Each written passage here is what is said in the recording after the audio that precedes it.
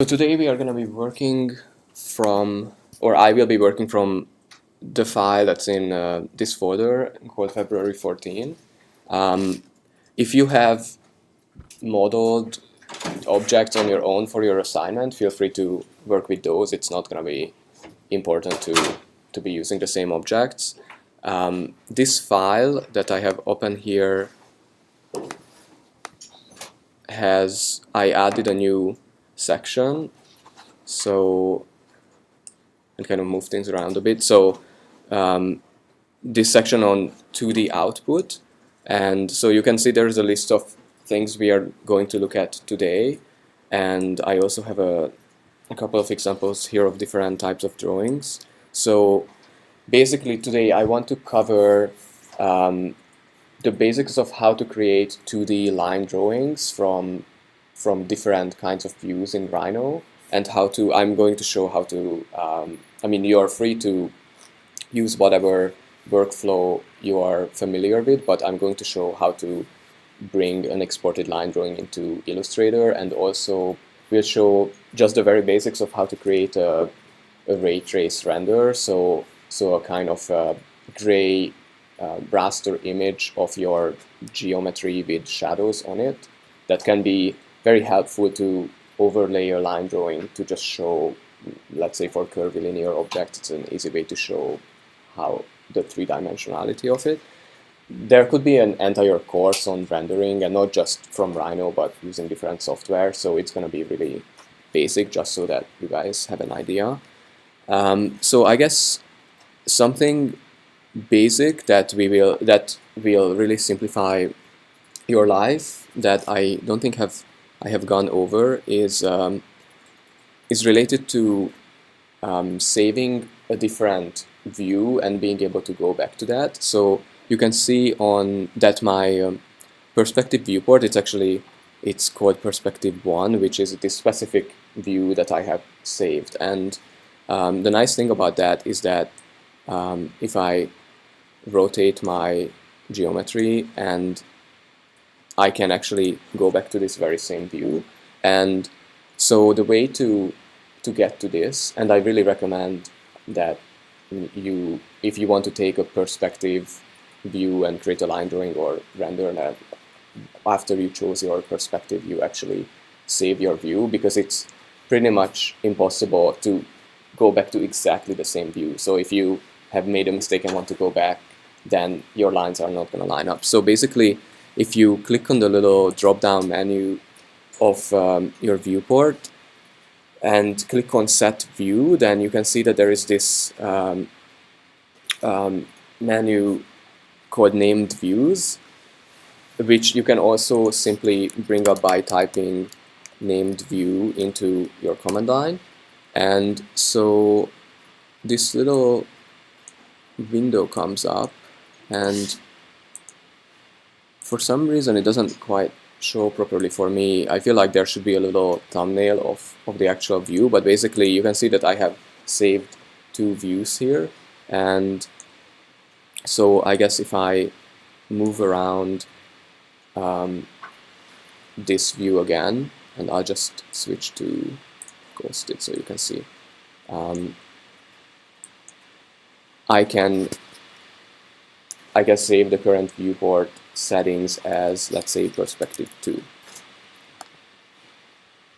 Oh yeah, there we go. And so by clicking on these, I can switch between them, and then you can see I also have one that's an isometric one, which is a different type of projection. So I can really easily switch between these if I already decided what kind of drawings I'm making and what angle I want to take.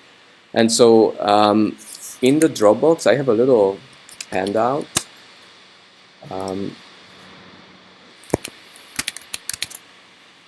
Under handouts, this PDF called projection types, which is actually something I have made for a drawing, like basic drawing tutorial in one of the intro workshops. And I just found through the years in Scala that many students who are in their upper years, they get confused about different drawing types. And so this is this is based on a book on drawing and a kind of systematic view of different drawing types. And the point isn't to get this jargon and be using these words all the time, but just to understand. I mean, I'm sure that you guys are familiar with most of these drawing types already, but this is a kind of table that summarizes how they are related to each other. So of course we know plan, section, and elevation, and those views are the basic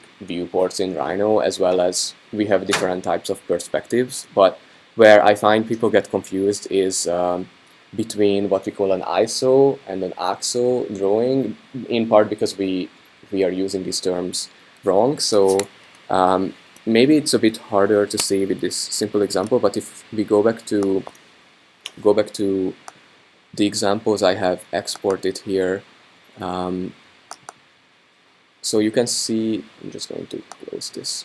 So you can see these are three different versions of the same room. So on the left is a perspective view, and why you can easily tell that is that you can see that these lines, the four corners of the room, they are, in reality, they are parallel, but in this view they are actually converging to a vanishing point. And in fact, I think this must be just simple or basically three-point perspective, so multiple sets of lines are converging to different vanishing points. On the other hand, these other two drawings, they are parallel projection drawings, and so this one, which I think people are most familiar with for, let me just hide these hidden lines.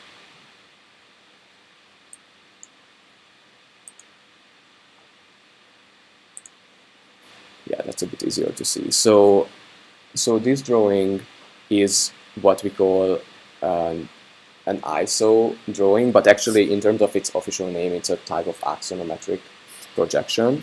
And so you can see that if we compare these two, the second one and the third one, the third drawing is actually a plan oblique drawing. So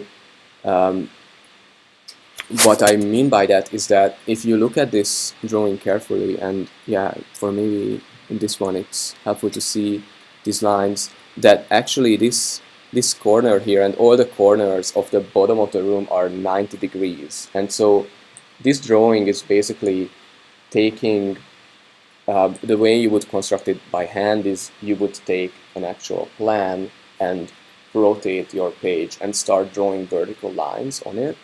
And so it's a kind of view that is not very natural, and you cannot.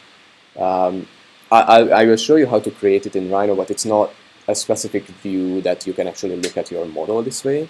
In fact, the way it is created is, if we go back to our view, I'm just going to switch back to perspective here.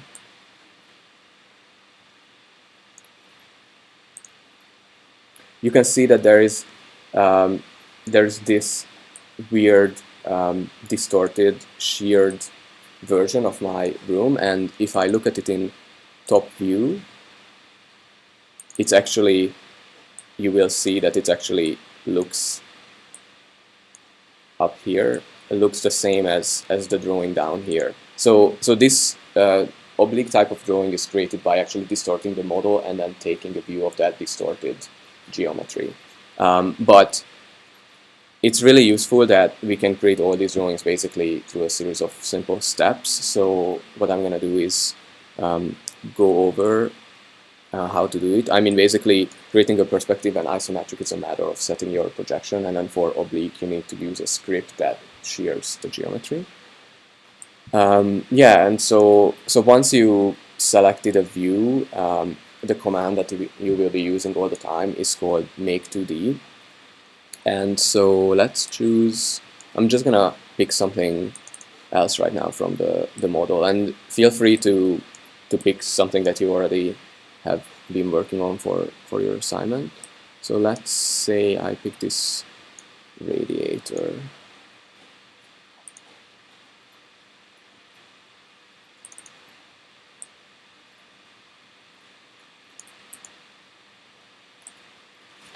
Yeah, so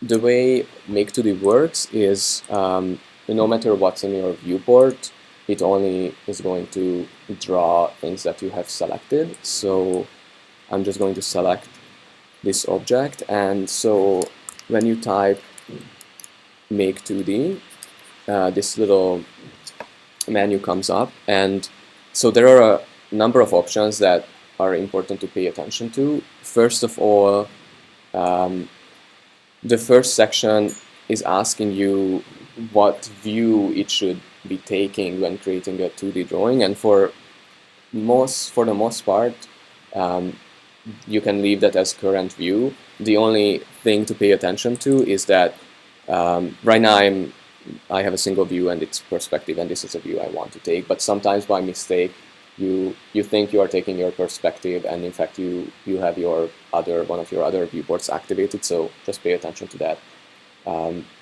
because the more complex your geometry is, the longer Make2D takes, and you don't want to realize after like 15 minutes that you drew the wrong viewport. So once I have that confirmed, there are a number of options, and so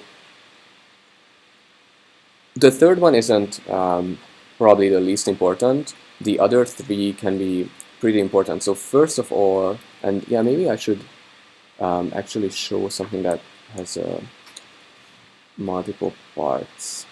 Yeah, I'm just gonna go with this room because it actually has multiple layers. So select this,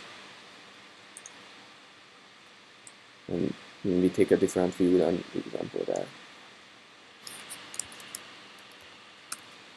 Yeah, so basically, for the most part, you want this checked, maintain source layers, because what this will do is when creating the line drawing, it's going to make new layers, and you can see that for at least visible lines, that's how it's going to name them, and then going to make a bunch of sublayers under this.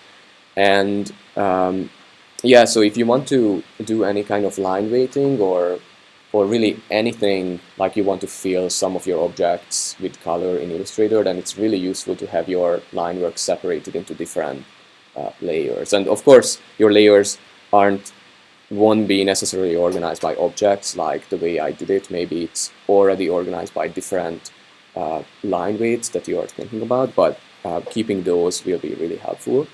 And then the second box called hidden lines is actually what I was showing before, and it will be easier to see once I actually go through this. But what this means is that, of course, your geometry is defined by a fixed number of lines, and so what Make2D does is takes the current view and will, if you don't have the hidden lines box checked, it's just going to draw the lines that can be seen from this view.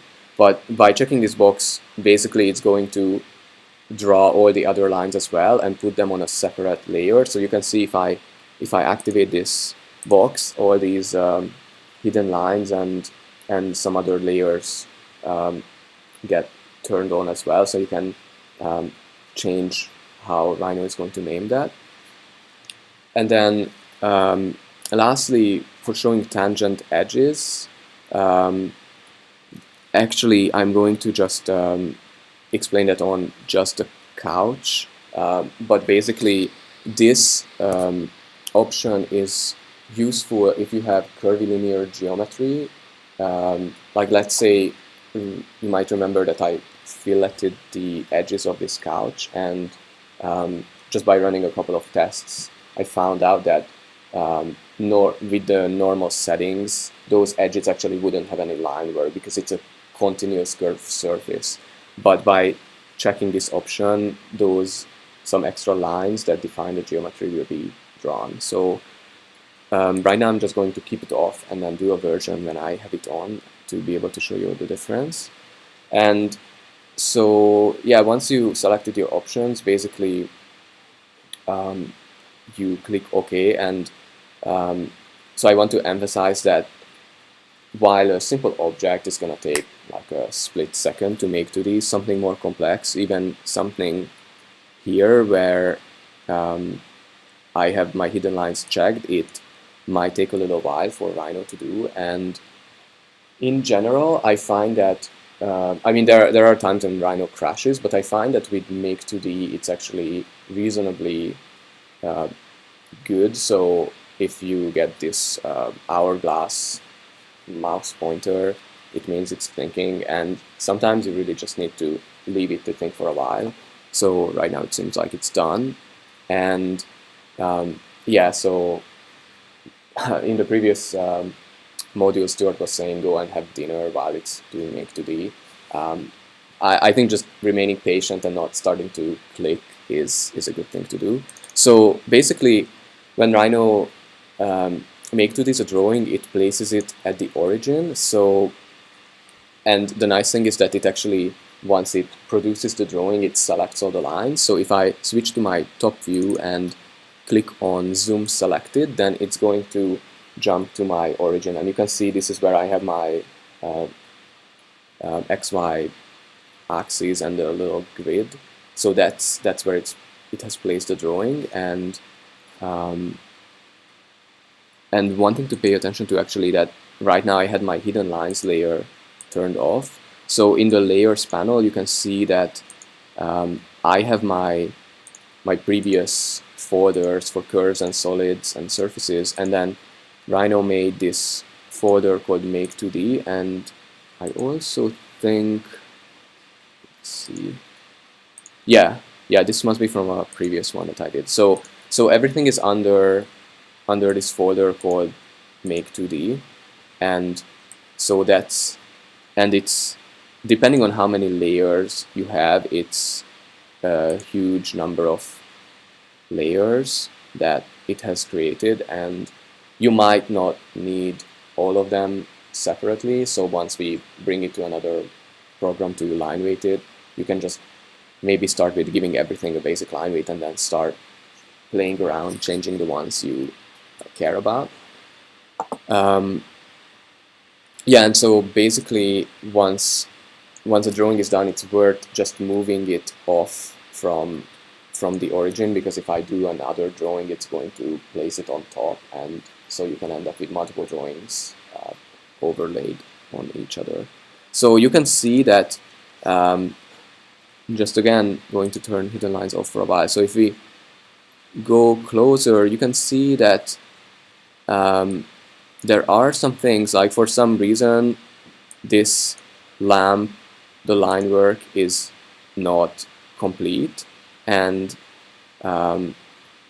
yeah, let's see, in this ball it looks like there's this line that isn't going around, and it's a bit strange why Rhino drew it that way. Looks like the header is, sorry, this is a bit hard to see these colors, is okay. As I mentioned, the couch looks a bit strange because this back edge is missing, and again this line isn't continuing. So sometimes it's trial and error with Make 2D, and also sometimes it just, I have to say, it doesn't work, especially with curved objects. Sometimes for no reason it misses out line segments. So you have to unfortunately live with that. I heard that the new version of Rhino 6, which is, I think, released as a beta version, has significant improvements done to Make 2D. One of the most important ones being the fact that Make 2D is now, it allows your computer to carry out Make 2D using, I think, multiple cores. So it's faster, because imagine if you are exporting a really big drawing, it can take like half an hour to do, especially if I have all the hidden lines and so on. Yeah, so I'm gonna turn those back on for a sec. So maybe in this header you can see that all the lines where my Boolean union geometry is intersecting with itself, all those lines are shown. And so this kind of drawing can be useful to have if you really want to show the different parts of an object that you cannot see, and kind of a kind of technical view of how it's made up. It also can look really cool. It also can look very unreadable because there are so many lines. So it's good to have a kind of common sense of how many of these lines you want to be using, and how to line with them and so on. Yeah, and you can see, for example, this trim too. It has all the different pieces of the geometry. Yeah, so I'm gonna go back and just look at this couch and create another version of it when I have tangent edges activated, and this should be relatively quick. Yeah, so you can see that, and again, I'll just turn this off for a second. Oh. You can see that it actually has drawn all these edges that are, why it's called tangent, because when we use the fillet command, it basically, the tangent line is the 2 points, or in this case it's in 3 dimensions, the 2 lines where that circle, that arc is beginning and ending. And so instead of drawing one line, let's say in the middle of that arc, it's actually drawing the beginning and end of that. And you can see that in the corner here, it has of course drawn each of them. And so this is also something you will realize or end up spending time with, is making decisions like, does that corner look better with those lines deleted, or maybe do I want just one of them. I don't know if that's helpful, but of course I have mentioned that it's worth simplifying your geometry before you make 2D, but inadvertently you will be cleaning up your drawing a little bit. And for instance, I already mentioned before that I didn't really pay too much attention to finishing up this corner here where different filleted edges are intersecting. So there are some strange things happening with these lines, and so if I wanted to make this into a drawing, I would probably start removing some of this line work, and maybe even going in and just adjusting this line so it follows it. There is no sort of weird line work that's sticking out of the drawing, and when I zoom out, that's really not going to be visible what's going on there. So it's a matter of importance, how important that detail in the drawing is for you to spend time even looking at it. If this was a really small drawing, then maybe giving it very fine line weights and leaving it as it is will be sufficient for your purposes. It's really just about knowing how to do things, and then you can make decisions what's the best way in the specific circumstance. Yes, so is anyone able to follow along with this? Have you been able to make 2D something? Great. Yeah, and so in terms of the different layers, so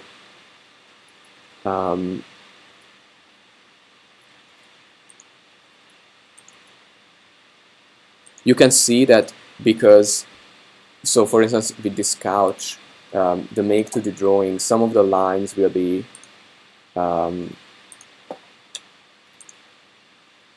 like this line here, this vertical line is on the layer that's under make to the visible lines, solids, and couch, but this edge that was created because it's a tangent edge, it's going to be under tangents and couch. So once you bring it into a different program, you might want to simplify, or even you can do that in Rhino. You might want to say, okay, I want all of these lines to be on the same layer, and select them and move them to the same layer. In general, I mean, moving layers is, I think, pretty expedient in any program, but definitely for cleaning up a drawing, deleting lines and maybe trimming things and extending things, I recommend doing them in Rhino because it's really a precision drafting and modeling software. You can do it in Illustrator too, but I find it's just a slower process because it doesn't work based on commands. So you have to actually always drag a geometry and be moving it, as opposed to just type extend and then click on a line and click on another line. Yeah, so before taking this into Illustrator, I'm going to now move on to showing you how to create an oblique drawing, like the one in the example here. So as I mentioned, for this one, what we need to do is to basically make a copy of our geometry and then distort that first and then run the make2d command on it. So let's say, yeah, I'm just gonna continue using this whole room for that. So I'm gonna go actually to top view, and so I'm just going to copy this model down here, and so for this, to be able to run this script, we will use the macro editor, which is just this little, if you type macro editor into your command line, this little window pops up. And so here you can paste a script from outside Rhino and just press play and it's going to run it. And so in the Dropbox, in today's tutorial folder, there's a text file called orthographic perspectives.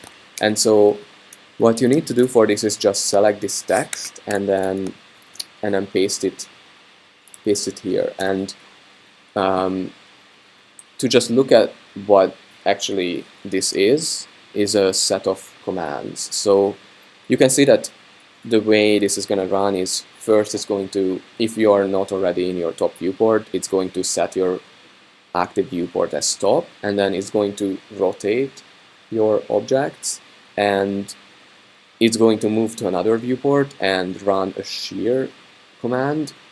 And so the coordinates and the angle for that shear are here, and then it's gonna go back to the top viewport and just zoom out. So let's just try and run this and see what happens. So you can see that it's kind of jumping around because it's changing the viewports. It usually happens really quickly if it's not something super crazy that would take longer time. So you can see that because of this rotation and shear, it actually, my room has moved somewhere else, so I'm just going to make sure it doesn't overlap with anything. But so what it did now, and again to show you in perspective view, it ended up shearing the geometry by 45 degrees. So if I look at it from the top, it looks like I have basically rotated my plan drawing. I mean, in this case, the actual room, rotated it by 30 degrees in the counterclockwise direction, because that's the positive rotation direction in Rhino, and then I have sheared it at 45 angle. And the nice thing about this macro editor is that if I make another copy of this room, so I'm just gonna again grab the original geometry and put it down here. I can actually control what the input is. So let's say I want it to go in the other direction, so I'm gonna put minus 30 degrees, and maybe I want to shear it by, let's say, 15 degrees. Hopefully that's gonna look markedly different. And so I can run this again, and so if I compare the two now, you can see that first of all, it's looking at the room from a different view because I rotated it in a different direction. And also, again, if we go to perspective, you can see that the angle with which it's sheared is different. Basically, now it's 15 degrees as opposed to 45, so it's less tilted. So this is really nice to play around with when you have your, let's say you modeled your room and you have these different things in it and you're looking for a way to show it, the best angle to show it. And of course you can simply go into perspective view and to just go back to the original undistorted example.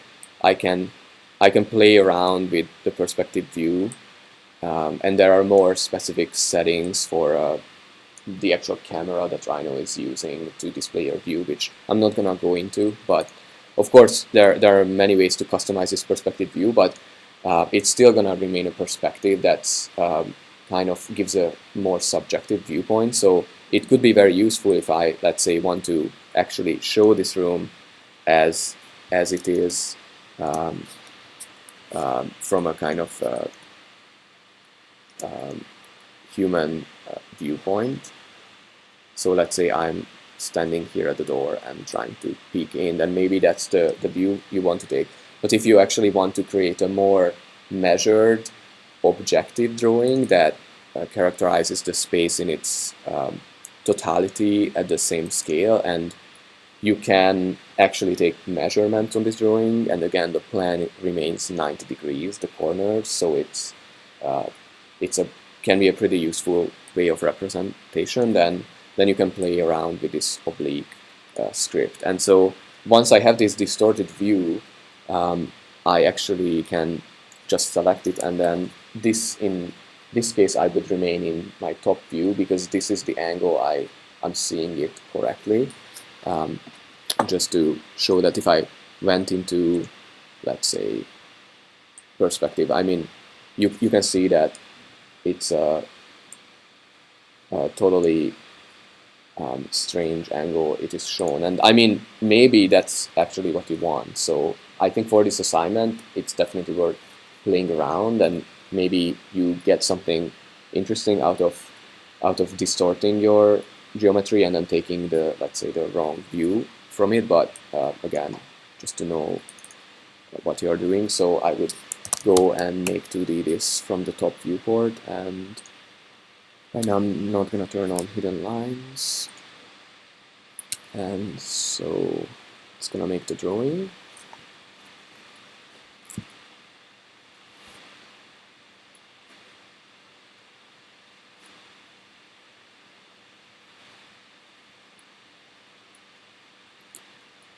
And I guess one thing to mention is that especially if you have hidden lines activated, it can be surprising how much creating a bunch of make 2D drawings will increase your file size, so just be careful of that. And I just realized that I haven't actually saved for a while, so I'm gonna do that.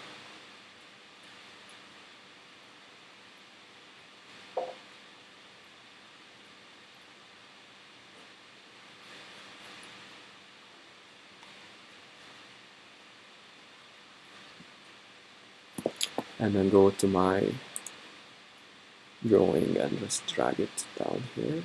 Oops.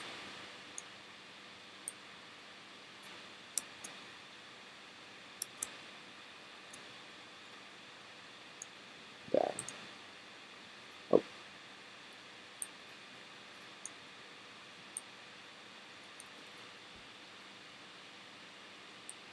And so for your assignment, what I would do is now that you have started modeling or maybe finished modeling your geometry, to take some time and actually play around with taking different views of it.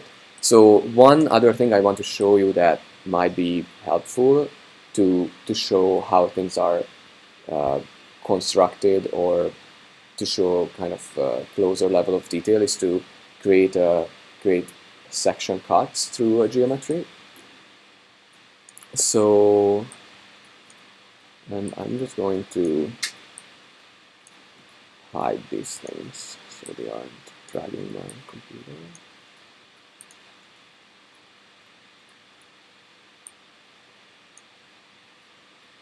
Okay, so there are two things. The most simple one, if I just have this room here, and I just want to create a section through it, then basically what I can do is just select all the objects and then type section. And so with this command you can take as many sections through an object as, or a set of objects as you want. And so going back to top view, it's asking me to draw a line for the start and the end of section, and so I'm gonna do it perpendicular. And you can see that, and I can repeat this step as many times as I want, and you can see that while I'm doing it in a perspective view, it basically draws these curves and keeps them selected. And once I'm done, I can press space, and to just be able to show you what's going on, I'm gonna just drag these lines out of my model. And so basically, get rid of this. What we have here is a series of lines, and that's right now just randomly ended up being placed on a layer, random layer I have activated, but all these cuts through the different objects end up on the same layer. And so I mean, this can be helpful if you just want to make really quick sections of not necessarily a room, but maybe, let's say, you created a more complex shape, especially for the next assignment. This can be helpful. You have a crazy curvilinear object and you actually want to see a section of how a person, let's say, would fit into it. So you can quickly create a series of sections to describe how the geometry is changing. And the nice thing about this is that actually combined with another other tool, it can be very expedient to create full-on section drawings with elevation information, or let's say a sectional perspective.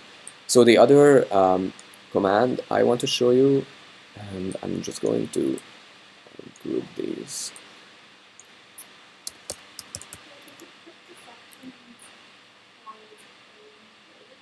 It draws it on whatever layer you have activated. So really, to be organized, I would recommend that you make a new layer, let's say called section lines, and actually, you know, before you do it, and then you immediately draw it on that, and just give it a different color here. So basically,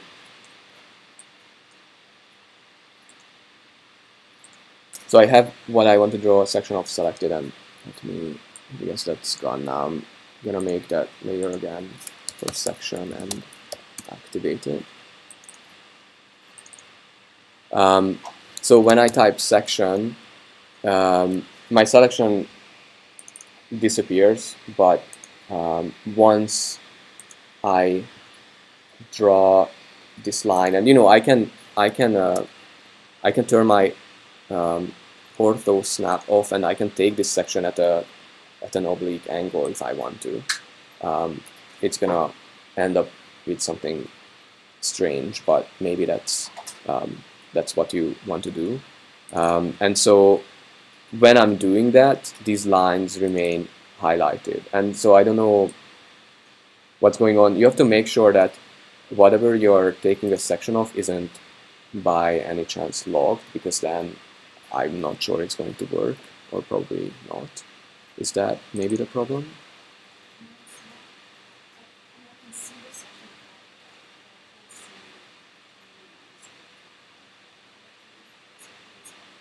What kind of view are you in terms of your display? maybe that's an issue. I can maybe look at it at the end of class just to keep going right now.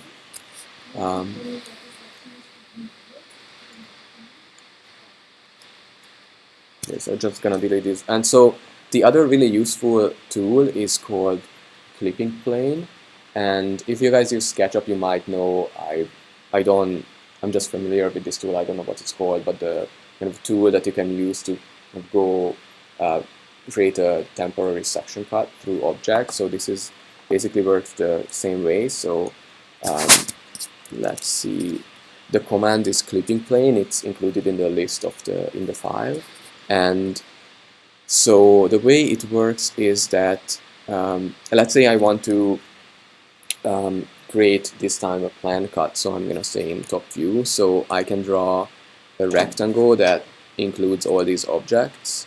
And so I ended up with this plane, and you can see that oops.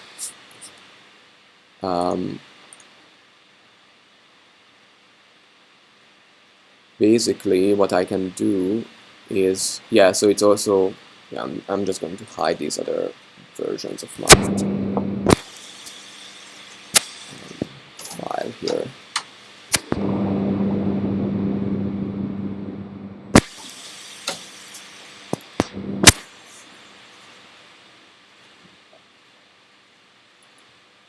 Actually, let me, yeah, feels like my Rhino is slowing down a bit because there's too much going on.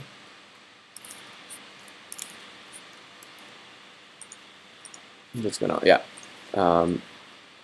yeah, just gonna actually hide most of these things so they aren't interfering with this clipping plane.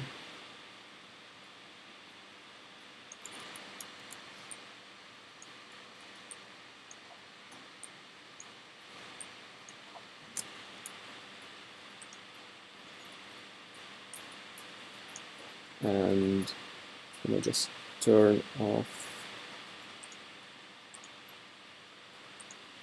yeah, turn these off. Okay, so let's save.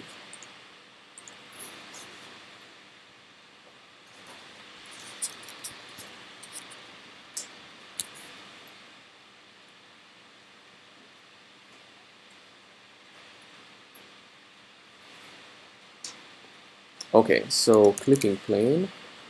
So it asked me to draw this rectangle, and so if I go to my front viewport, so you can see this this object that as I'm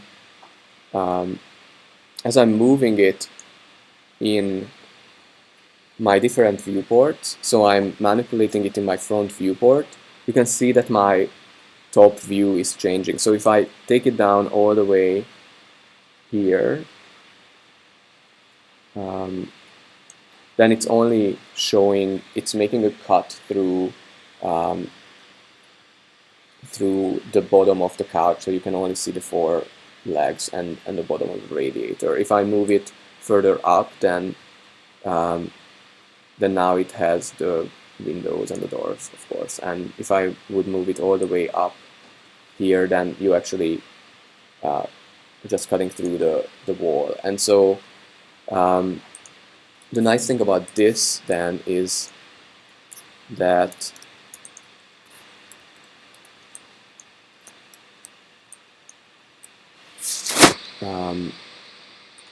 I could select my window and create a make 2D drawing, which would be, and this time I'm just gonna turn that off, and create a drawing of this view.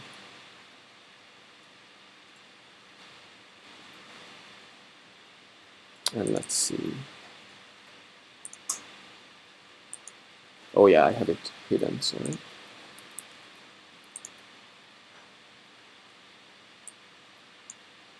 Oh, whoops. Let's just redo it.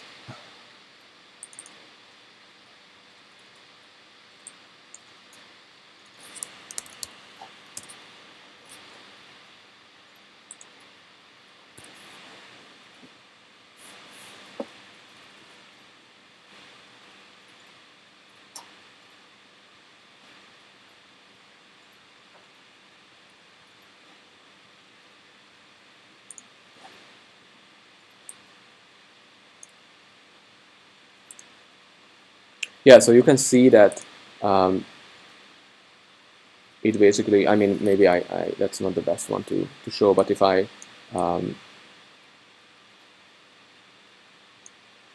make a cut here,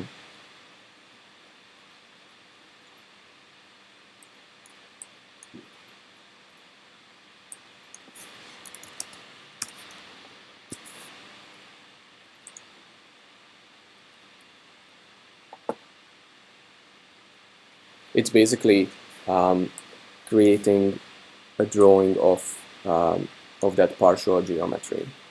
So here my clipping plane is below the window, and so it's actually not showing the window. So I took a plan at that low elevation, and of course I can do the same thing.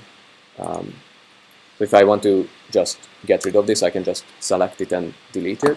If I want to create a section of this room, then I would go, let's say, into my front view, and again go clipping plane and just mouse over. And so you can see that it created this clipping plane on my C plane, my construction plane, and so I need to move it over to this location. And so the trick to pay attention to is that I created the plane in my front view, so you can see that as I'm moving it in another viewport, I'm dragging it in the top view. You can see that nothing is happening in perspective, like nothing is disappearing in the perspective view. And of course nothing is happening in the top view, but in the front view it's kind of scrolling through the different objects. So right now I'm creating a section cut here and looking that way. So this line, this perpendicular line, is indicating which way I'm looking, and I think that I can probably manipulate this clipping plane by just rotating it 90 degrees. And so,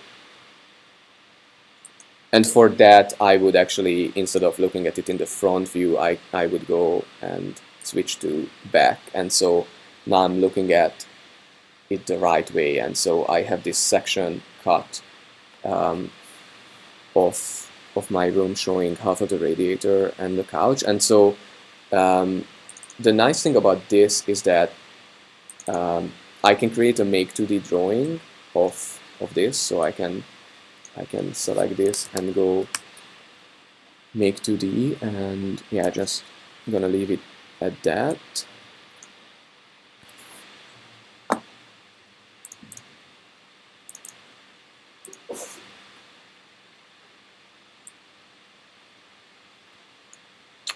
And so that's just a view of the things I'm seeing and what I can combine it with. So these are going to be the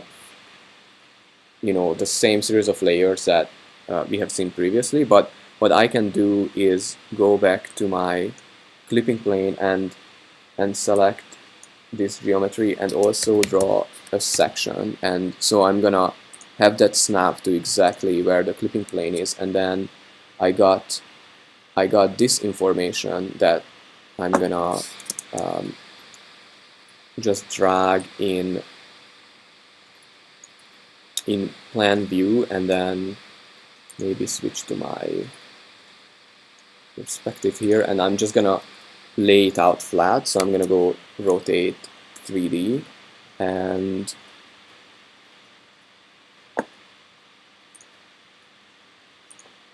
basically lay it down flat, and then I can group this and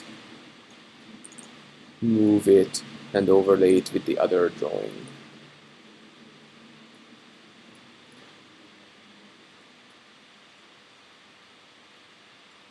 And I think the way it's gonna line up is here.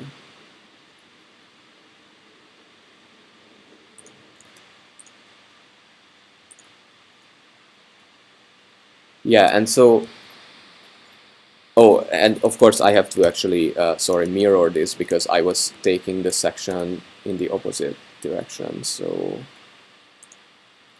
mirror it and then move it to the other end.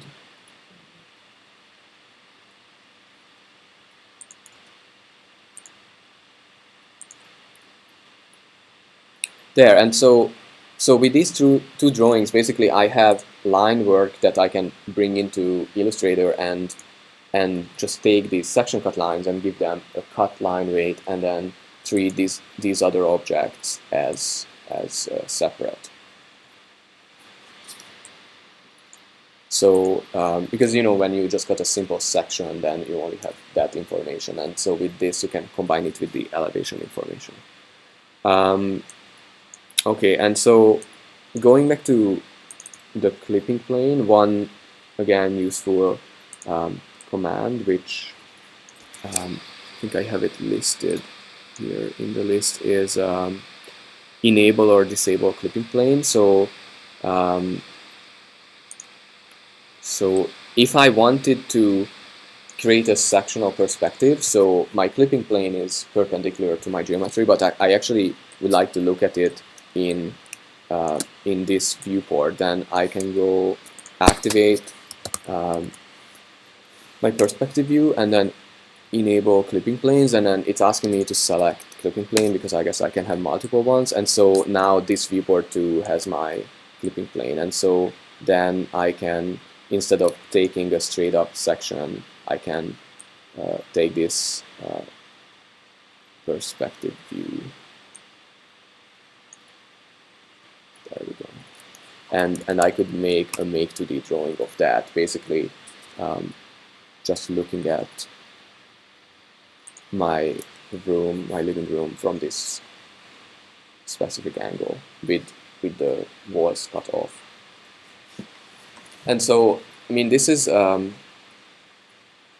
gonna take some practice to get into using these tools, but you can begin to think about how you can create a drawing that in which you basically create multiple drawings of the same space. Let's say I could create an overall make 2D drawing of my full room with all the walls shown, and then save that perspective, and then use a clipping plane and take a sectional perspective, and then overlay the two drawings and change the line weights of the original outline to some really faint dashed line. So I have the outline of the space, and then overlaid on top of that I have a section drawing and I have a perspective. So yeah, just to check what this did here. Yeah, so you can see I don't have those tangents turned on, so it's kind of a broken view of the couch, but basically it's creating this section. And again, if I wanted, I don't want to go through these lines and select them and make them a section cut, I can do that in this perspective view. I could take that sectional information like I showed before. So just to show a quick example of this combining multiple drawings, let me just turn back on this guy here. So basically here I just created a very, and I'm going to delete this clipping plane and make a new one.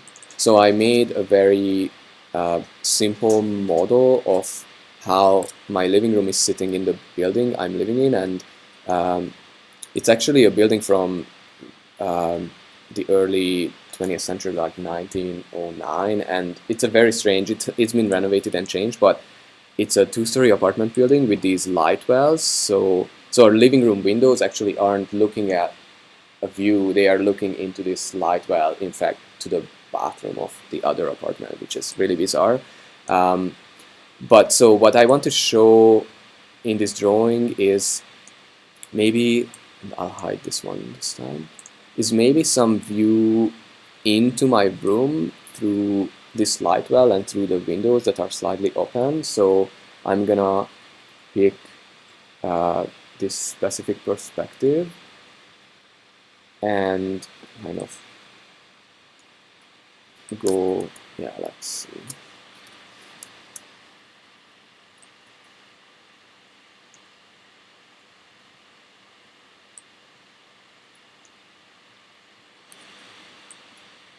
Yeah, maybe something like that. So it's a bit hard to see, but I put the lamp in the window. So actually, if I enlarge part of the drawing, you will be able to see that.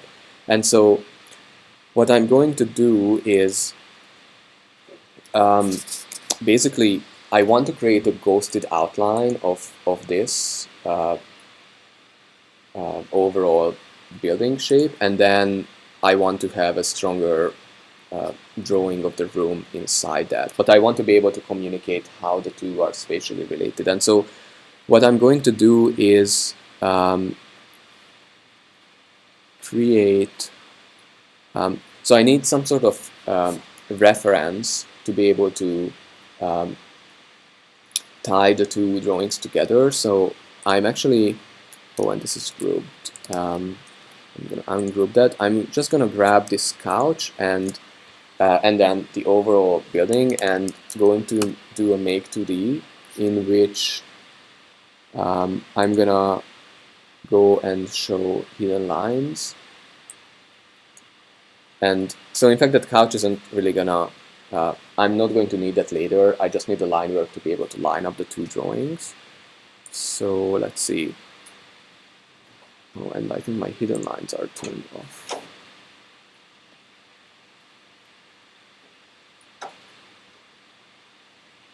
Yeah.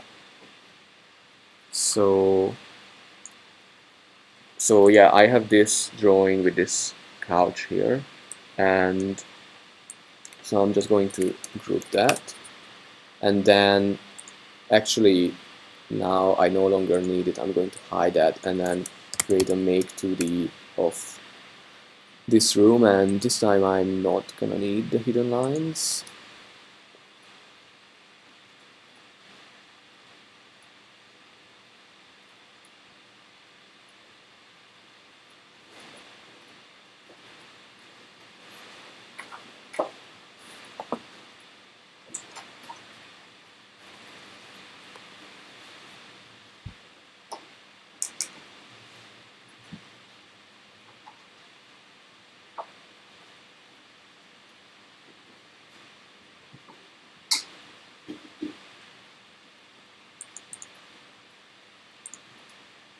And then just for a moment group this one as well and move it, and just going to try to grab some precise point.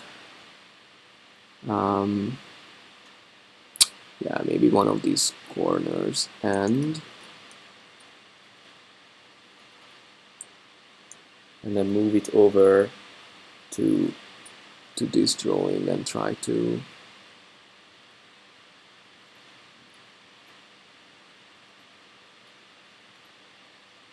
line them up perfectly, and it doesn't. Oh, I see. Gotta use this corner. And yeah, I don't know if that's quite right, but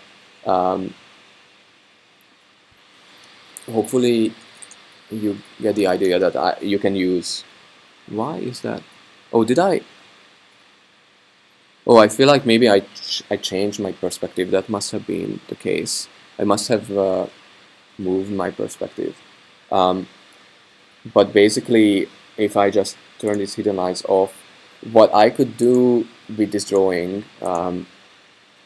whether or not it's lined up, is just give a different line weight to these. And why it was important to make 2D them separately is that if I did it all at once, then all these lines that are not visible would be hidden lines, not visible lines. So I'm basically playing around with um, uh, just how the line work is drawn when I'm making 2D these geometry.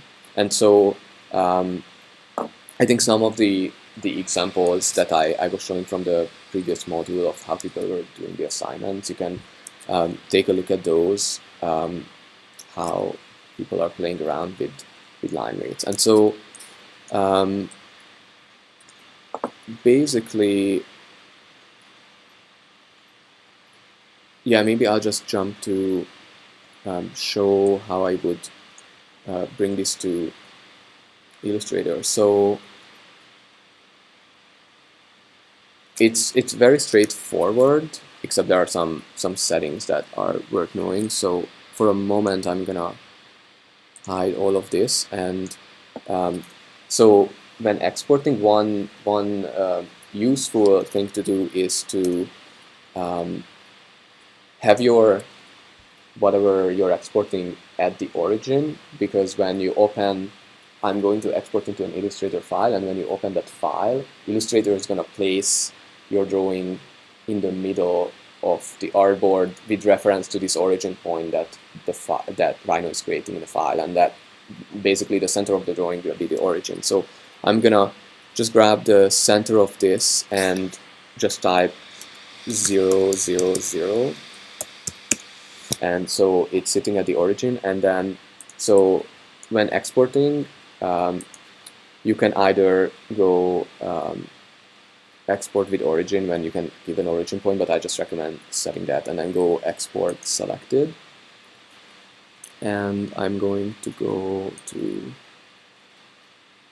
Dropbox in the tutorial, and so you can see, if you haven't looked at this, that Rhino is able to, as I mentioned in the intro lecture, export to a huge number of formats, and which is very convenient. So you can choose Adobe Illustrator and then just give it a name. And so yeah, so I guess on the Mac version of Rhino, this would pop up right after you click OK, but I guess here you have to go into these options, and so you have the option to just export the drawing not to scale, just as a snapshot. Or if you want, I mean, this is a perspective view, so that would be fine with me, but maybe I want to be more specific about how big it is, and so and it's worth just having these two units the same. So if I want to make let's say a 1 to 200 drawing, then I'm going to type that 200 millimeters in my model are going to be 1 millimeter in the drawing that's produced, and I guess you can check to use these settings if you are exporting a lot of drawings at the same scale to just save it. And so then you set those options, and oh, I guess this pops up again. Yeah, so you can set it either way, so that's okay, and should have saved it there. So let's look.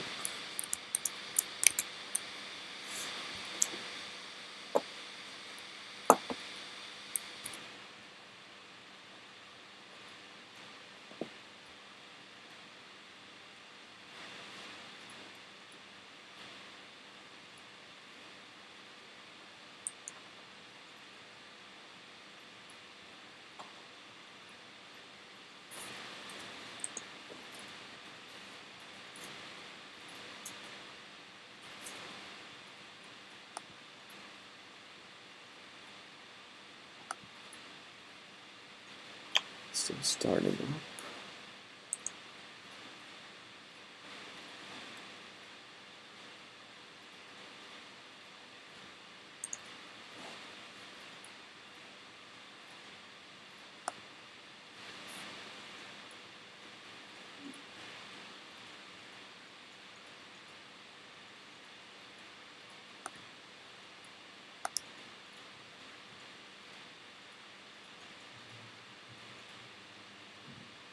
Yeah, and so you can see that it's still slightly off my page, but or in fact, actually, I think it's putting it at the corner of this page. Um, I'm fairly sure that this is going to happen to you when you don't do the scaling or the positioning of it right, and you open your Illustrator file and it's going to be a blank page, and then you select everything and actually it's showing there's line work, but it's so far outside your artboard, like there is only so much you can zoom out that it's sitting somewhere out there. So it's really good to be mindful of how you are exporting your file, so you actually get the right scale that you want, and don't need to redo it over and over. So basically this is supposed to be a 1:100 perspective, which is again not the most accurate thing, but if you did it with an axonometric or uh, oblique drawing, it would be a proper to scale drawing, or let's say a section drawing. And so what you can do, oops, what you can do now is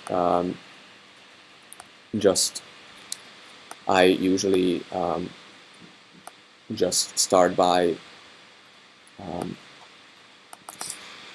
giving the minimum line weight that I use to everything, and then start looking at the different geometry. So as I mentioned, I really just want an outline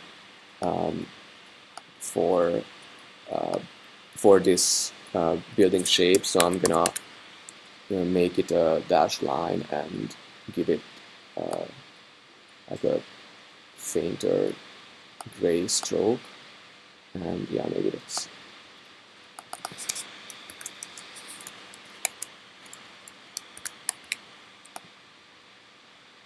something like that. And then you can basically let's say I want to focus on this lamp in my drawing, and so, or I want to highlight it, and so I'm emphasizing it with using color. And so as I mentioned,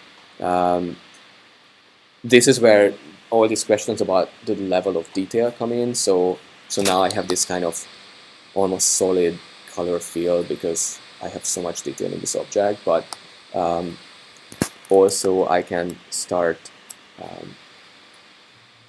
playing around with it when I make it 10 times bigger, and with the same line weight, it's actually beginning to show some of those details I modeled nicely. And so this is where, once you have played around in the modeling side of things, then I recommend, and you can of course do this in Rhino, you could compose your entire drawing in Rhino and then just open it in Illustrator and do line weights, whichever you feel more comfortable with in terms of moving things around and scaling. But I would, just be playful and experimentative with how you position the different elements in the drawing. And once again, it's not, we aren't going to look at it like it was a design studio project, like did you get it right or not, is it convincing, but more, I think it's just worth doing something more than just, okay, here's a table, I modeled it, and here's a drawing of it. Because actually even that act isn't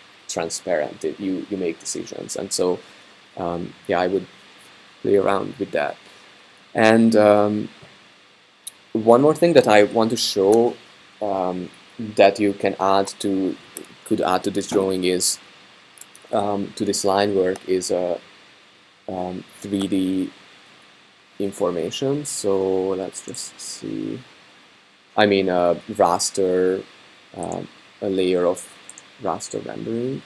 So let me turn this back on. So I think I haven't changed this perspective, so I'm just gonna use this view, and actually I could even leave this hidden, but let's just start with this. So I'm just gonna show the very basics of how to make a rendering, and I think I put a couple of examples I just tried in order. So what I'm talking about is just a very basic ray trace of a room. You can see these are different versions with different types of lights that I was playing around. So I'm just gonna show where to find these settings, and it's kind of as I mentioned, an art in itself. So it probably requires some time to get familiar with it, and by no means I wouldn't put too much emphasis on this. I realized we only showed rendering for the second assignment in the last module, and I don't quite know why, but for the final drawings, most people predominantly used renders, and because people were beginners, they didn't really look that great. In fact, I thought that the drawings for the second assignment in that module didn't look nearly as good as the drawings for the first assignment, because people were using lines more, almost exclusively. So I'm going to show this, but just want to emphasize that the primary goal of this assignment is to play with line work and have a control over making line drawings. So I wouldn't go overboard with rendering. And I know that some of you might be dying to play with materials and transparency and all these things, and you are totally free, but just maybe balance that with working with lines. And so you can see that on one hand there is in the top menus there is the render menu, and then there is also a panel called render tools. So I'm just gonna go into this first. So there are a bunch of things here for creating lights, but the thing you want to first check is what's your renderer, and because I just have a basic trial version of Rhino here, I only have Rhino's built-in renderer. But if you have something like V-Ray or Flamingo installed, then you can switch between those, and once you go into render properties, their settings are going to be much more detailed. And so this is actually, you can arrive to this by just going to bringing up this options menu, and so and even within this there are some sub settings. So this is actually in itself offers quite a bit of customization. And so a couple of things to pay attention to. Unlike line drawings, which are just mathematical shapes and you can scale them as much as you want, that they aren't going to lose resolution or anything, with rendering, of course, we have a specific number of pixels that our image is made of. So so you can change, if you just want a quick test or a really quick render that's really not going to take much time to draw, then you can go for a lower resolution, or you can, depending on your screen, your viewport resolution might be actually pretty good. And so you can see, you can set what DPI your image is going to be, and so that is that. This setting, anti-aliasing, is basically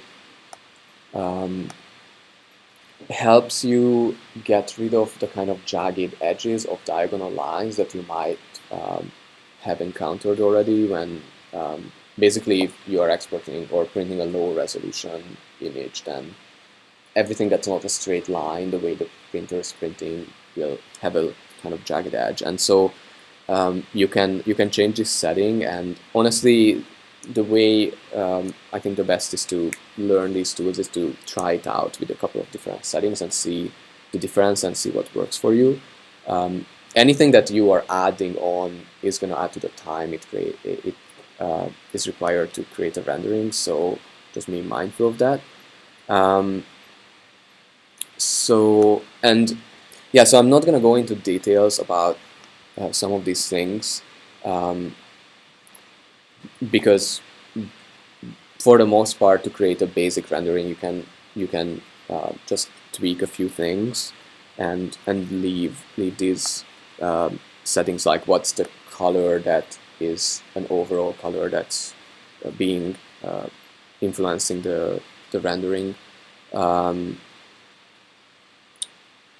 whether there is a skylight, which I have turned on here. And I mean, one useful thing I would say is having transparent background checked. So as opposed to creating a full box in which this gray background that you can see in my workspace would be shown, I can actually just render geometry that I modeled, which is useful if you want to overlay a line drawing with a render and you don't want your drawing to end up being a square box.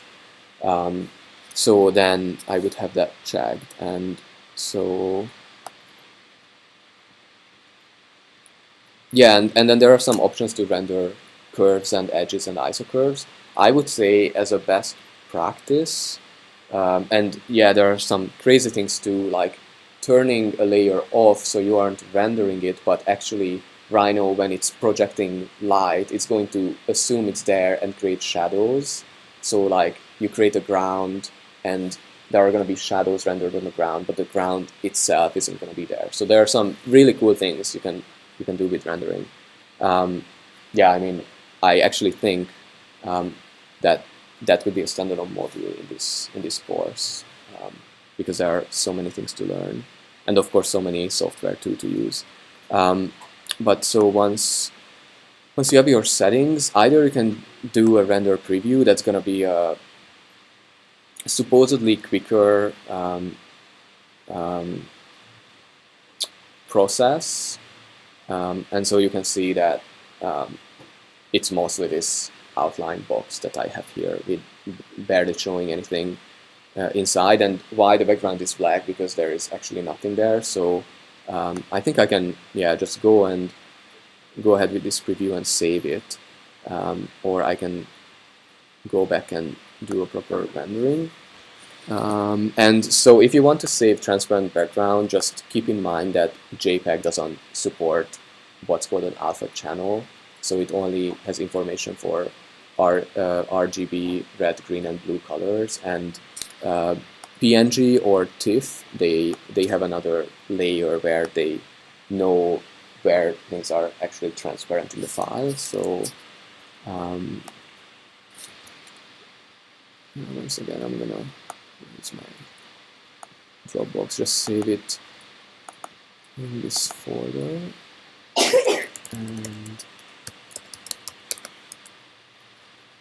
and then I had alpha channel checked, and then quickly I'm going to hide this guy and then do another render of this view. And this is probably going to take longer because there are more things to bounce light off. Yeah, relatively quick. And so you can see that I'm using my viewport resolution, so and I'm pretty zoomed out from my perspective. So this is not going to be very high resolution image. But you just need to know how big you want it to be when you're printing it. And then what I can do is, back in Illustrator, I can make another layer and just place these two images.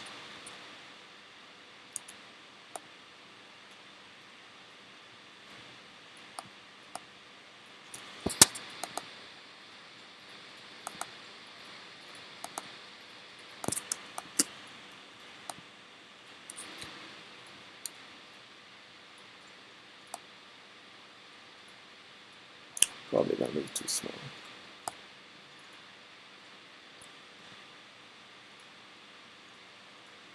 And yeah, so I'm gonna move it behind everything and right away give them a bit of an opacity so I can better see what I'm doing. And so I can basically, because I took the same perspective, I should be able to, with a bit of tweaking, scale it to the right size. And of course you can do it more precisely, like with scaling at a percentage. That sort of lines up. And then grab my other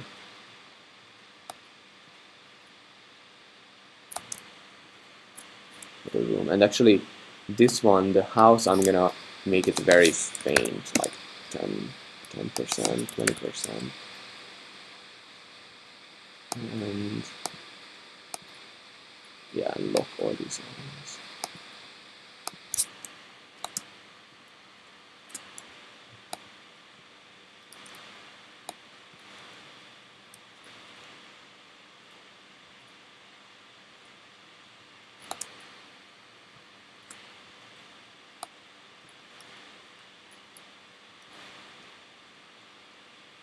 tiny bit more. Oops. Yeah, so hopefully you get the idea that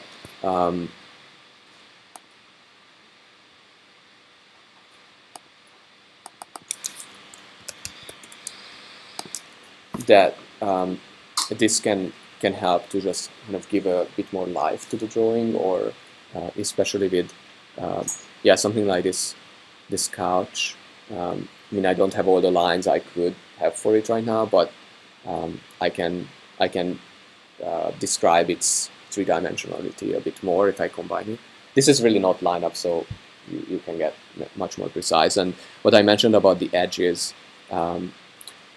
is this kind of jagged edges and pixelated edges. Of course, I'm zoomed in like 1900%, so if I printed it this size, it would probably look fine. So just keep in mind how big your output is, because you don't want to render like a mural that's gonna take, depending on your graphics card, it can take quite a bit of time. I'm going to do this.